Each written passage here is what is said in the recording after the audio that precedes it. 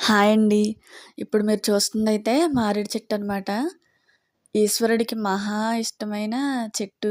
ఈ మారేడు పత్రితో పూజ చేస్తే ఈశ్వరుడికి చాలా ఇష్టం కదా! 3 ఆకులు కలిపి ఒక పత్రి అనమాట. మనం పూజ చేసుకునేటప్పుడు కూడా 3 ఆకులు కలుపుకొని ఒక పత్రి కిందే కోసుకొని పూజ చేసుకోవాలి. అయితే ఇదేంటంటే ఈ వీడియో నేను ఉగాదికి ముందు తీసింది. పత్రి మొత్తం రాల్చేసింది చెట్టు. మారేడు కాయలే ఉన్నాయన్నమాట. ఇవన్నీ మారేడుకాయలండి. ఇవి కొంచెం పండుకాయలయిపోయిన తర్వాత ఆరెంజ్ కలర్‌లోకి అలా వచ్చిన తర్వాత వాటంతట అవే రాలిపోయి కింద పడిపోతాయనమాట. ఇదేమో పచ్చికాయ. ఇవి పచ్చడి కూడా చేసుకోవచ్చండి. బావుంటది. క్యారెట్ పచ్చడిలా అనిపిస్తదనమాట చేసుకుంటే. చెట్టు మొత్తం ముళ్ళుంటాయి. పత్రి కోసుకునేప్పుడు కూడా చూసుకుంటూ జాగ్రత్తగానే కోసుకోవాలి. ఇది చూడండి. చిన్న చిన్న పత్రొచ్చినప్పుడు చెట్టంతా భలే ఉండేదసలు. ప్రెజెంట్ అయితే ఇలా ఉందనమాట.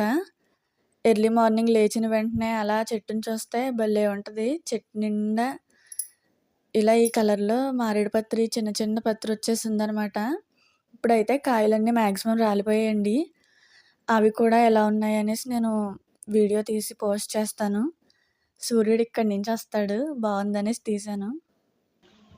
భలే ఉంది చూడండి చూడ్డానికి. ఇంకా ఫోన్‌లో ఇలా కనిపిస్తుంది కానీ డైరెక్ట్‌గా చూడ్డానికైతే భలే ఉంటదనమాట.